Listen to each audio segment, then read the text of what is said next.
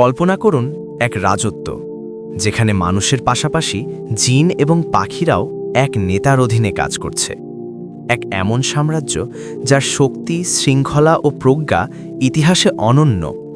তিনি ছিলেন একজন নবী, একজন বাদশাহ এবং একজন কৃতজ্ঞ বান্দা।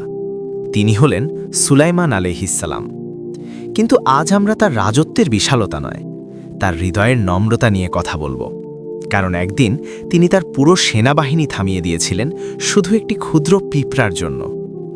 সুলাইমান আলাইহিসসালাম ছিলেন দাউদ আলাইহিসসালামের পুত্র। আল্লাহ তাকে এমন এক রাজত্ব দান করেছিলেন যা আগে কাউকে দেওয়া হয়নি। কোরআনে উল্লেখ আছে, তিনি পাখিদের ভাষা বুঝতেন, জিনরা তার অধীনে কাজ করত, বাতাস তার নির্দেশে প্রবাহিত হতো। এটি ছিল শুধু রাজনৈতিক শক্তি নয়, এটি ছিল আল্লাহর বিশেষ নেয়ামত। তার বাহিনী ছিল সুসংগঠিত, মানুষের সৈন্যদল, জিনদের কর্মশক্তি এবং আকাশে উড়ে চলা পাখিদের বাহিনী সবাই ছিল এক সুশৃঙ্খল ব্যবস্থায়। এমন শক্তির অধিকারী মানুষ সাধারণত অহংকারী হয়ে যায়, কিন্তু একজন নবীর হৃদয় আলাদা।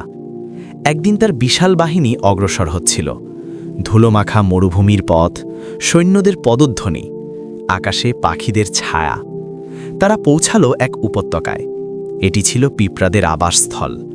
কোরআনে আল্লাহ বলেন, হে পিঁপড়ারা, তোমরা তোমাদের গর্তে প্রবেশ করো, যেন সুলাইমান ও তার বাহিনী অজান্তে তোমাদের পিছে না ফেলে। এই আয়াতে একটি গভীর বিষয় আছে। পিঁপড়াটি বলছে অজান্তে, অর্থাৎ সে জানত এই নবী ইচ্ছাকৃতভাবে অন্যায় করবেন না। এটি ছিল সতর্কবার্তা, অভিযোগ নয়। আল্লাহ সুলাইমান আলাইহিসসালামকে প্রাণীদের ভাষা বোঝার ক্ষমতা দিয়েছিলেন। তিনি সেই পিঁপড়ার কথা শুনলেন, তিনি থেমে গেলেন। কোরআন বলে, তিনি মুচকি হেসে উঠলেন। এটি ছিল অহংকারের হাসি নয়, এটি ছিল কৃতজ্ঞতার হাসি। তারপর তিনি দোয়া করলেন, হে আমার প্রতিপালক, আপনি যে অনুগ্রহ আমার ও আমার পিতামাতার ওপর করেছেন, তার জন্য আমাকে কৃতজ্ঞ থাকার তৌফিক দিন এবং এমন সৎকর্ম করার শক্তি দিন যা আপনাকে সন্তুষ্ট করে। একজন বাদশাহ, যিনি চাইলে অগ্রসর হতে পারতেন, পিঁপড়াদের কথা উপেক্ষা করতে পারতেন, কিন্তু তিনি তা করেননি। তিনি পুরো বাহিনী থামিয়ে দিলেন। এই ঘটনা শুধু একটি গল্প নয়, এটি নেতৃত্বের সংজ্ঞা। প্রথম শিক্ষা, ক্ষমতা যত বড়ই হোক, দয়া তার চেয়ে বড়। দ্বিতীয় শিক্ষা, একজন প্রকৃত নেতা দুর্বলদের নিরাপত্তা নিশ্চিত করেন। তৃতীয় শিক্ষা, আল্লাহর নেয়ামত পেলে কৃতজ্ঞ হওয়া জরুরি।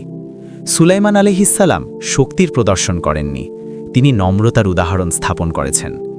আজ আমরা ছোট মানুষকে তুচ্ছ করি, ক্ষমতা পেলে অহংকার করি, কিন্তু এক নবী আমাদের দেখিয়ে দিলেন একটি ক্ষুদ্র পিঁপড়াও গুরুত্ব পায় আল্লাহর দৃষ্টিতে।